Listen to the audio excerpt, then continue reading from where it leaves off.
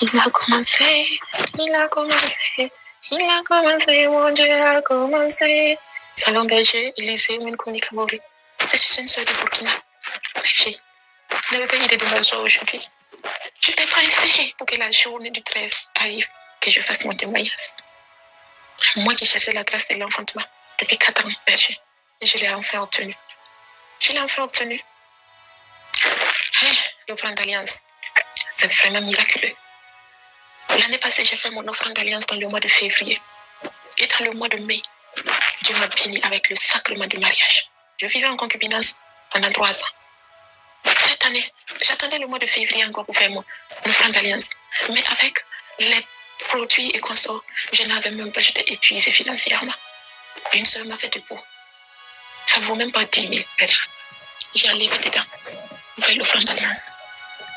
En novembre 2024, tellement il y avait harcèlement en belle famille, il y avait harcèlement au service. Moi et mon mari, on a décidé de débloquer 4 millions pour chercher un enfant, pour aller faire la fécondation in vitro.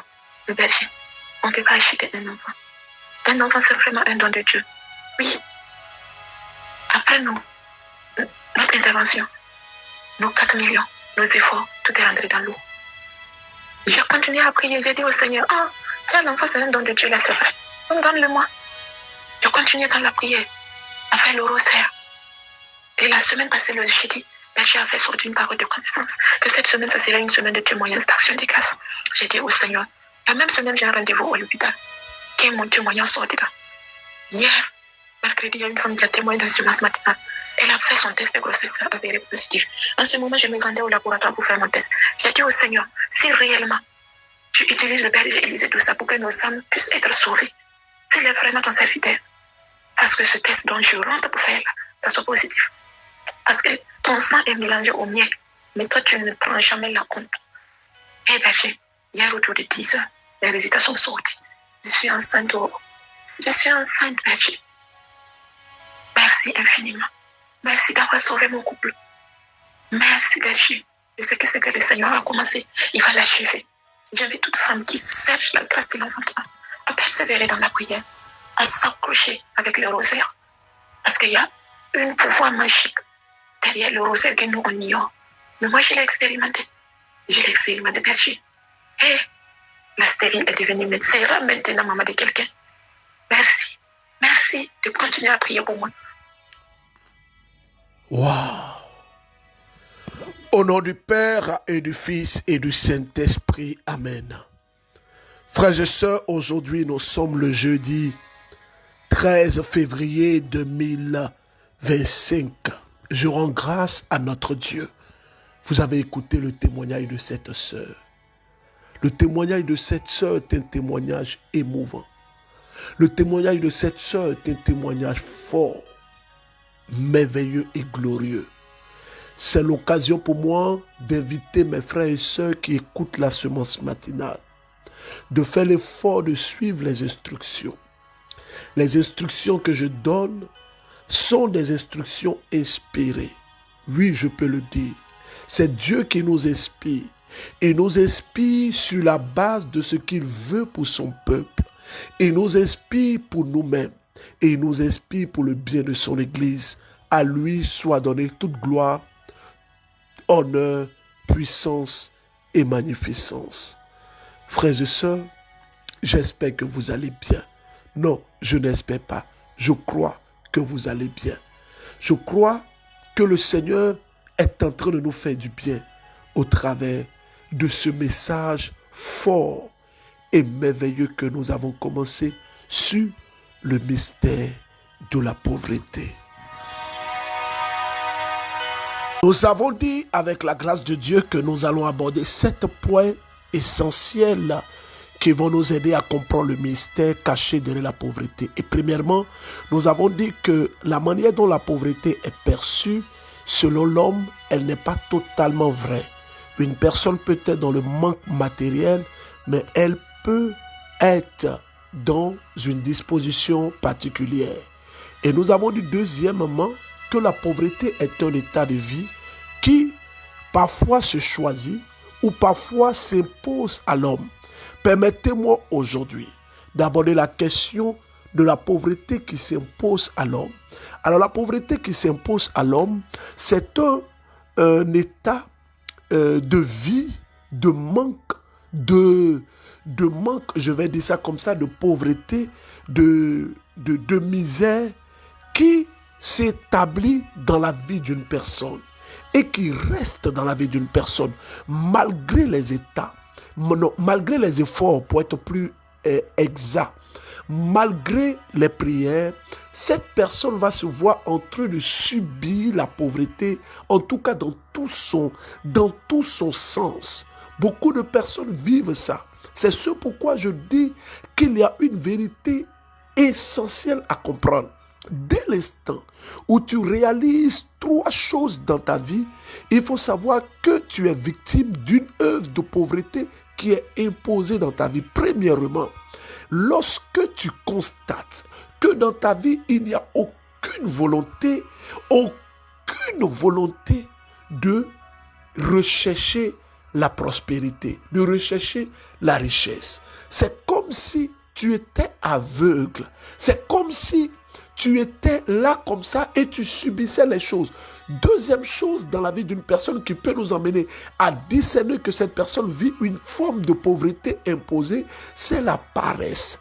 Et quand c'est comme ça, toi-même, tu ne te rends pas compte que tu es dans la paresse, que tu es paresseux, mais tu es en train de vivre la paresse. Troisièmement, si cette chose est dans ta vie, c'est qu'il y a une forme de pauvreté qui t'est imposée. C'est ce que j'appelle les aboutissements d'échec ou de l'échec sans motif, sans raison. C'est-à-dire que tout aboutit à l'échec, mais quand tu t'assois, tu ne peux pas quantifier ou justifier avec exactitude pourquoi est-ce que tu as échoué, pourquoi est-ce que tu es dans le manque, pourquoi est-ce que tu es dans la pauvreté. Pendant que je parle, le Saint-Esprit me donne 2 autres points que je vais ajouter sur les 3 premiers points que je viens de donner, qui vont nous aider justement à comprendre les formes de pauvreté qui sont imposées à des personnes. C'est ce que j'appelle la pauvreté issue de la lignée. Il y a des pauvretés qui sont rattachées à notre lignée. Et quand c'est comme ça, tant que vous ne vous levez pas, tant que vous ne vous battez pas, vous allez subir la loi de la lignée qui va faire que malgré vos efforts, malgré les connexions, les opportunités et tout, vous allez vous voir en train de subir la pauvreté. Mais je prie que Dieu te sorte de cette forme de pauvreté qui t'est imposée. 5e chose, pour comprendre l'œuvre de la pauvreté imposée à une personne, c'est ce que j'appelle les disparitions d'argent. C'est-à-dire que tu es là, l'argent disparaît. Écoutez-moi bien, l'argent disparaît. J'avais abordé ça dans le mystère de l'oiseleur, le filet de l'oiseleur. C'est-à-dire que tu es là, excusez-moi, tu es là et l'argent disparaît. L'argent disparaît. L'argent se perd. L'argent s'évapore. Parfois, l'un des signes, c'est que parfois même l'argent ne se perd pas, mais tu ne sais pas où tu as mis. C'est-à-dire que tu es là, tu cherches l'argent, tu ne sais pas où tu as mis. Et je veux dire que parfois même, tu peux même perdre de l'argent en banque. Ça, je l'ai vu. Des gens qui ont mis leur argent en banque. Et je vais dire mystérieusement, l'argent est parti. J'ai vu des gens qui ont gardé l'argent dans des coffres. Et mystérieusement, l'argent est parti. Alors, je viens de terminer le point 2 en ce qui concerne les 7 points des œuvres sur le mystère de la pauvreté. Premièrement, j'ai dit que la pauvreté telle perçue par l'homme n'est pas toujours vraie. Parce qu'une personne peut être dans le manque matériel, mais elle peut être prospère spirituellement. Elle peut être bénie spirituellement. Car il y a la prospérité, non, il y a la pauvreté matérielle et il y a également la pauvreté spirituelle dont l'Église nous invite à faire l'expérience et à vivre de ça. Deuxième chose, j'ai dit que la pauvreté est un état qui parfois est choisi ou parfois est imposé à l'homme. Maintenant, j'aborde mon troisième point. J'espère que vous me suivez et j'espère aussi que vous m'écoutez très bien parce que ce message est en train de toucher des personnes. Je rends grâce à Dieu.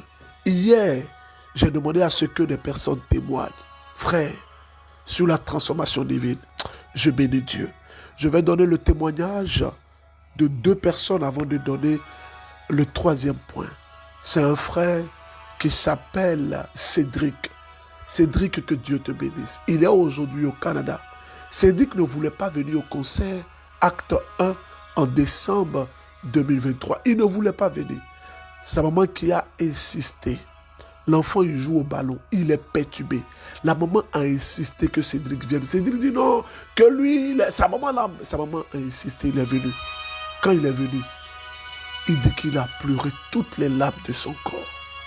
Il traverse actuellement une situation qui ne permet pas de faire passer son audio. Son audio répond au nom.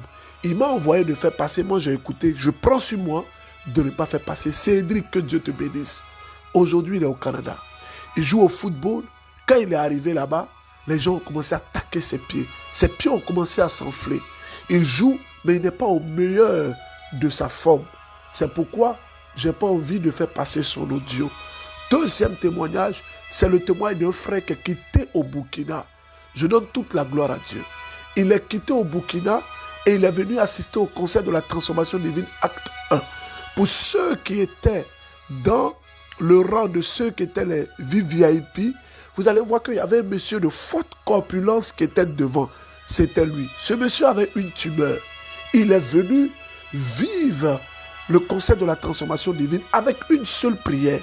Il dit à Dieu, tu sièges au milieu de la louange et de l'adoration.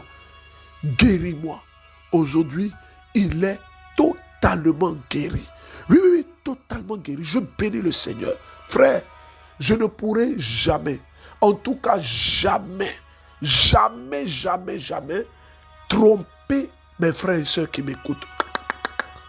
Toi qui m'écoutes depuis la Côte d'Ivoire, toi qui m'entends depuis Abidjan, Aboisson, Adiaké, Maféré, toi qui m'entends Yopougon, Cocody, toi qui m'entends à San Pedro, à Yamoussoukro, c'est vrai que nous avons pris le soin de mettre le concert un dimanche parce qu'on n'avait pas le choix et on voulait impérativement que le premier concert se fasse en Côte d'Ivoire avant de nous étendre dans les autres pays. Toi qui m'écoutes, toi qui m'entends, je ne sais pas où tu es, je ne sais pas où tu te trouves, mais je veux qu'à l'écoute de mon audio ce matin, que tu fasses une folie. Dépêche-toi, lève-toi et va prendre ton ticket pour vivre le concert de la transformation divine Acte 2 avec nous. Ça se fera au Palais de la Culture, sur l'esplanade du Palais de la Culture. C'est le dimanche 23 février. C'est dans quoi? Dans moins de 2 semaines. Organise-toi pour être là. Tu ne peux pas être à Abidjan, être dans le MCM et puis tu peux ne pas être là. Ceux qui nous suivent dans tous les groupes et sur les réseaux sociaux, notamment sur Facebook, nous avons mis, comment on appelle ça, tous les contacts, tous les numéros. Mais vous pouvez appeler notre secrétariat international 07 49 15 54 15. Je reprends 07 49 15 54 15. Il y a une maman qui dit que berger, parfois on est connecté comme ça et puis comment on appelle ça, berger, vraiment je veux te demander de plus faire la prière. Nous c'est la prière, on aime maman, ouais, nous là on aime la prière, mais le Seigneur siège dans la louange de son peuple. Le Seigneur siège dans la prédication. Écoutons ce témoignage. Une personne qui a été guérie de la drépanocytose. La maman dit qu'elle ne comprend pas bien le français. Maman, parle ton français là comme ça. Nous là même, on ne comprend pas bien aussi. Bonsoir, Berger Élisée, tout ça. Bonsoir la famille MCM. Je suis une sœur béninoise, je vis au Bénin. J'ai commencé à écouter la semence matinale depuis septembre 2024 par le biais d'une maman à moi. Je veux rendre témoignage pour les merveilles que Dieu a fait dans ma vie. Je vis une situation vraiment accablante. rien ne va, mais j'ai toujours confiance en Dieu. J'écoute la semence matinale, je prie avec la prière inspirée. J'ai une fille Trépano. Elle tombe souvent malade. Mais avant la rentrée passée, j'ai prié, j'ai demandé à Dieu que Dieu guérisse ma fille. Que Dieu guérisse ma fille des douleurs qu'elle a, de sa maladie. Quand elle va au sport, c'est fini. Elle revient avec des douleurs. Maman, j'ai mal et c'est fini. On se retrouve à l'hôpital. J'ai des têtes au cou. Mais l'Éternel des amis m'a écouté cette année. Elle a guéri ma fille du drépano. Elle fait maintenant le sport chaque jour. Elle n'a plus jamais de crise. Je dis bien, elle n'a plus jamais de crise. Elle se porte à merveille maintenant. Elle aime tellement la chante Inès. Surtout la chanson Cette année, je serai devant là. C'est ça, elle écoute. Je viens rendre grâce à Dieu pour toutes ces merveilles dans ma vie. Je sais que Dieu a commencé et il va achever dans ma vie. Ah, Shadabraso Dabababa. Maman, quand nous serons au Bénin, je ferai l'effort de ce que la chante Inès passe visiter votre fille. Parce qu'elle a aussi un charisme. Elle a aussi une grâce. C'est ça le MCM. Le MCM, ce n'est pas une affaire du berger. Non, c'est le berger seulement. C'est lui que Dieu utilise. Et c'est que vous attendez les autres points. Il n'y a pas de problème, on va donner ça. Mais permettez-moi d'aller en France parce que les gens de la France, là, se fâchent beaucoup. On dit non, berger, on a témoigné, c'est pas passé. Voilà. Il faut que vous puissiez témoigner. On écoute ce témoignage de ce frère et puis je commence à prêcher. Shalom, shalom, famille MCM. Je viens aujourd'hui rendre gloire à Dieu pour ses merveilles dans ma vie. Parce qu'il me témoigne encore une fois qu'il est dans la barque et que la barque ne chavira jamais. Au fait, je suis étudiant en France. C'est ma première année d'études en France. Et comme tout autre étudiant, vous savez, nous sommes confrontés à beaucoup de difficultés, notamment la recherche d'un job étudiant. Du coup, depuis mon arrivée sur le sol, je cherchais vite un job étudiant parce que le loyer s'accumulait, les frais du loyer s'accumulaient, il fallait vite que je paye. C'est vrai, papa faisait ses efforts pour toujours envoyer, mais ça ne pouvait pas suffire. Et du coup, il fallait vite que je trouve un job étudiant. Je rappelle que à chaque fois que je dois prendre le métro pour aller à l'université, de chez moi à l'université, j'ai 30 minutes de route. Et ces 30 minutes-là me servaient à chaque fois à écouter la semence matinale. Je l'écoutais chaque fois. Et ça n'a pas duré. La semaine passée, je me rappelle plus tellement du jour où le berger disait que de saisir quand il proclame, il annonce des paroles, de saisir ces paroles pour soi-même. Et vous dites que dans les 2 semaines à suivre, notamment à partir de cette semaine, il y a beaucoup de choses qui vont se passer, beaucoup de grâce, voilà. Et j'ai saisi, et voilà, j'avais déposé des CV un petit peu partout. Alors, je me suis dit, hier lundi, dès que je sors des cours, je vais encore recommencer à déposer les CV. Alors, je suis descendu à l'arrêt de métro, avec mes CV, mes lettres de motivation, j'ai débuté. Voilà. Il y avait un restaurant que j'avais ciblé la fois passée. J'étais déjà passé dans le restaurant, j'ai déposé mon CV. Et voilà la formule qu'ils me disent à chaque fois que dès que le chef sera là, on lui transmettra. Voilà. Donc j'avais déjà déposé mon CV là. Mais en allant sur le chemin, quelque chose me dit de retourner encore. Mais je dis, pourquoi retourner puisque j'avais déjà laissé mon CV là-bas maintes fois. Mais ça me poussait, quelque chose me poussait d'aller toujours. Et je suis rentré encore, j'ai salué tout le monde, j'ai dit est-ce qu'ils acceptaient, voilà, des contrats étudiants. Et il s'est fait que j'étais juste en face du gérant. Et le gérant me dit, mais monsieur, vous voulez travailler? Je dis oui, bien sûr que je veux travailler, c'est pour ça que je suis là. Directement, il m'a mis de côté, il m'a fait l'entretien d'embauche tout de suite. Il a pris mes horaires de disponibilité, voilà et tout. Et il m'a donné son adresse mail de lui envoyer directement les documents personnels me concernant qui peuvent me permettre de travailler. Et vraiment, j'étais bouche bée parce que je ne m'y attendais pas du tout. Sur le champ, voilà ce que le Seigneur a fait pour moi et pour ma famille. Donc, je viens ce matin vraiment lui rendre toute la gloire. Ma venue ici sur le sol, c'est grâce à lui. C'est vraiment grâce à lui. Je veux prier pour toutes les personnes qui se trouvent sur des terres étrangères. Je prie pour vous. Vous qui vous trouvez à l'étranger. Oh, je connais ce que c'est qu'être à l'étranger. Je connais ce que c'est qu'être à l'étranger. Je prie que Dieu vous ouvre des portes. Je prie qu'il vous ouvre des portes. Tu me suis depuis Montréal, Ottawa, Québec, depuis les régions et les zones du Canada. Que la grâce de Dieu te touche. Depuis le Cameroun, tu es étranger. Depuis le Congo, le Gabon, le Mali, depuis le Sénégal, la Côte d'Ivoire, depuis la France, depuis les États-Unis, en Russie, peu importe où tu es un Africain, tu es un Haïtien, tu es un Martiniquais, tu nous suis, tu es une sœur, tu te retrouves sur une terre étrangère, peut-être que tu n'as pas les papiers, peut-être que tu es obligé de travailler dur parce que tu veux t'en sortir. Ce matin, je prie pour toi.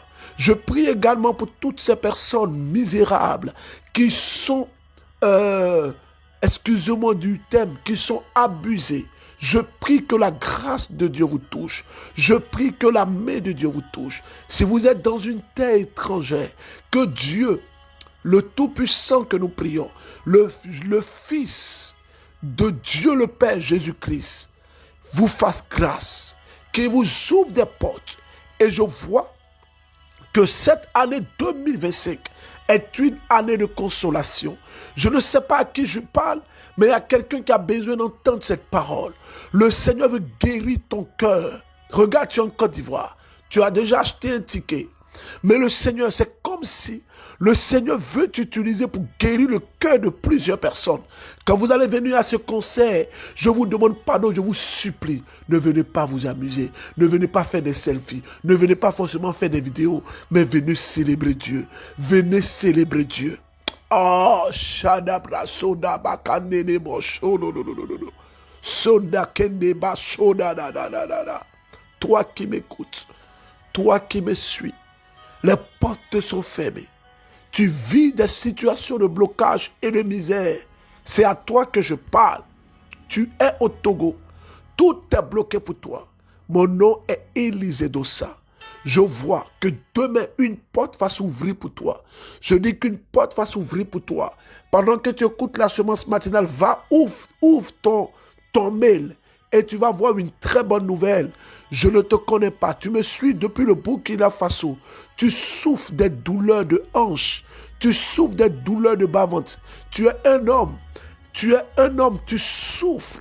Tu souffres de la sciatique. Je ne te connais pas. Je ne vois pas le pays dans lequel tu es. Mais le Seigneur est en train de te toucher. Il est en train de te toucher. Je casse les chaînes maintenant au nom de Jésus-Christ de Nazareth. Maroc, préparez-vous. Nous allons mettre en place le MCM Maroc. J'invite toutes les personnes qui nous suivent maintenant, pendant que je suis en train de parler, depuis le Maroc, de nous contacter. Parce que nous avons également décidé de venir vers vous. Mais vous devez nous contacter où? Je vous invite à nous contacter sur ce numéro. Plus 225 07 47 05 97 44. Je reprends 07 47 05 97 44. Contactez-nous, dites simplement bonjour, je suis au Maroc. Nous allons vérifier et nous allons vous ajouter dans le groupe MCM du Maroc. N'oubliez pas, notre film sort aujourd'hui à 18h. Goumen Gospel.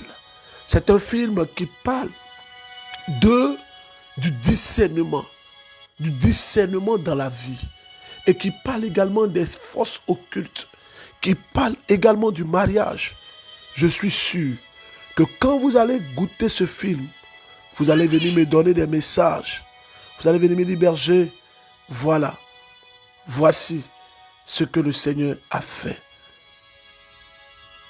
Korabasoda brasoda, laila shada brasoda katele basha, lebo sontolo bracha. Je n'ai pas oublié. Troisième chose, en ce qui concerne le mystère de la pauvreté.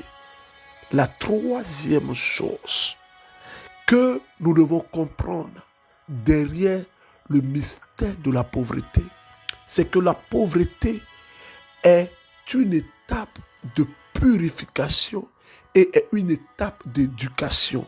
Quand je dis que la pauvreté est une étape de purification, c'est que la pauvreté peut être utilisée par Dieu pour purifier une personne ou pour préparer une personne à une gloire et à une manifestation divine. C'est pourquoi ne faites jamais l'erreur, s'il vous plaît, dans votre vie, de minimiser des personnes qui passent par des situations de pauvreté. Non, vous ne savez pas de quoi demain sera fait. Ne faites jamais l'erreur de négliger, de minimiser, d'insulter, de rabaisser une personne parce que peut-être cette personne passe par une situation que vous ne connaissez pas, par une situation que vous ignorez. Quelqu'un disait 6 peut devenir 9, 9 peut devenir 6.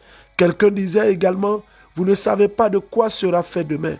C'est pourquoi soyez humble dans vos propos, soyez modeste dans votre approche.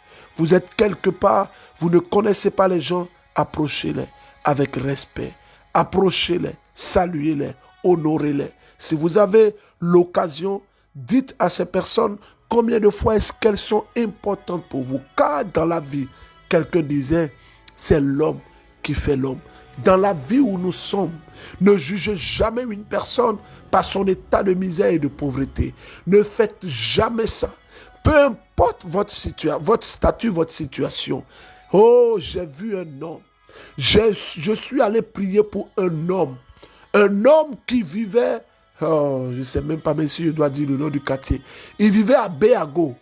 Béago, c'est Yopougon. Yopougon, derrière le palais de justice.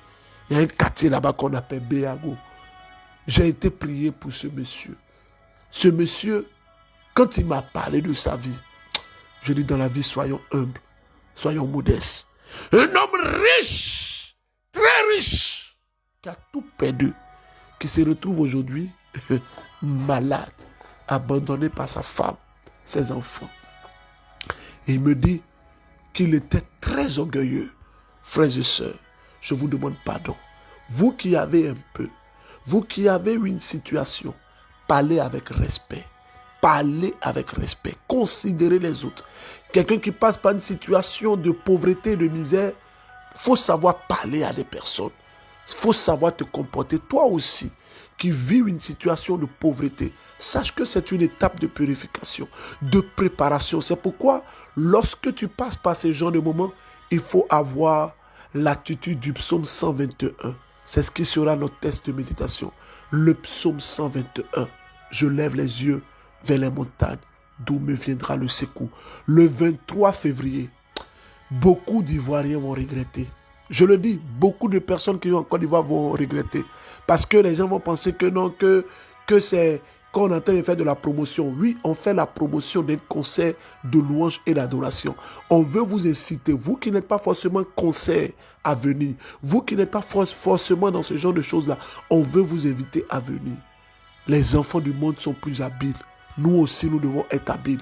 Nous devons prendre de la place. Rendez-vous au Conseil de la transformation divine, le numéro 07 49 15 54 15 pour prendre vos tickets. L'offrande d'alliance, nous allons terminer, j'avais dit le 15, mais nous allons terminer le 16. Toutes les personnes qui souhaiteraient déposer leur offrande d'alliance à nos différents lieux de prière, Espace Sainte-Faustine, vous pourrez venir, vous déposer vos offrandes dans une enveloppe suivie de vos intentions. Ceux qui ont fait par Orange Money, RIA, Western Union, vous accompagnent de vos intentions à nos différents numéros. Il n'y a pas de problème. Il n'y a pas de problème. Tout est centralisé et je prie. Ça m'aide parce que ça me donne du travail spirituellement. Il faut que je reste en éveil pour prier. Moi, je m'ennuie quand il n'y a pas d'intention. Au moins, les intentions sont là, ça me maintient en éveil.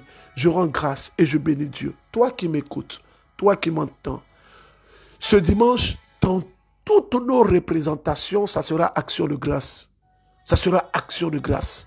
Ça sera action de grâce. Bassam, ça va se casser. Aïe, aïe, aïe, aïe, aïe, aïe, aïe, aïe, aïe, aïe, aïe. Frère, je n'avais pas envie de vous laisser, mais il est l'heure. Test de méditation, le psaume 121. Et je vais poser une question, s'il vous plaît. Quand on dit une montagne, la montagne représente quoi dans le spirituel? C'est question, hein? S'il te plaît, mets sans statut. Sémence matinale. Que représente la montagne dans le langage spirituel? Pardon, faut mettre ça. Il y a des gens qui sont tellement arrivés, des membres de mon ministère, des responsables, des chargés, sont tellement arrivés quand je donne les... Ils écoutent Sémence matinale, mais ils ne font pas ça. Faites, s'il vous plaît. Nous, on n'a pas de temps. On veut gagner le monde à Jésus. 18h, Gourmet Gospel sera en ligne. Je vous invite, vous tous, à suivre ce film-là. C'est un film qui est produit, réalisé par le MCM. Que Dieu vous bénisse.